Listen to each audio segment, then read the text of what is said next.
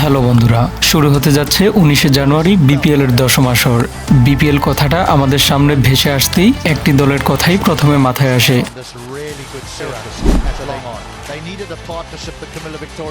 হ্যাঁ, আপনি ঠিকই ধরেছেন, জনপ্রিয়তার শীর্ষেই রয়েছে কুমিল্লা ভিক্টোরিয়ান্স। 2022 সালে সাকিব আল হাসানের বরিশালকে হারিয়ে শিরোপা জিতেছিল কুমিল্লা।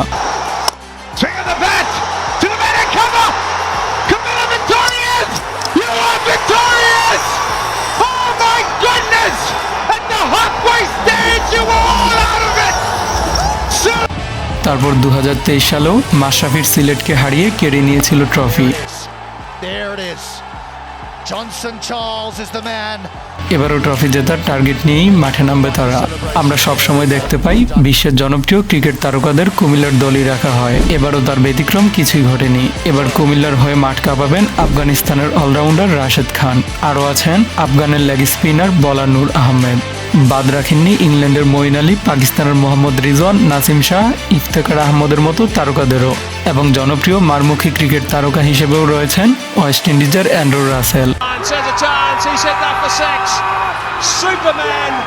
এদের নিয়েই হ্যাট্রিক জেতার লক্ষ্যে প্রথম ম্যাচে মাঠে নামবেন ঢাকার সাথে কুমিল্লা ভিক্টোরিয়ান্স। বিগত আসরগুলোতে ইমরুল কায়েসের নেতৃত্বে যেভাবে মানুষের মন কেড়ে নিয়েছিল, আশা করা যায় এবারও লিটনের ক্যাপ্টেন্সিতে হ্যাট্রিক করে অবাক করে দেবে পুরো দেশকে। শুভকামনা রইল প্রিয় টিম কুমিল্লার জন্য।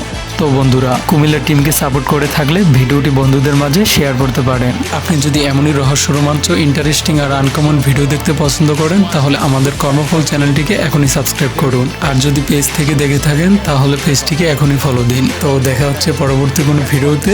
ধন্যবাদ।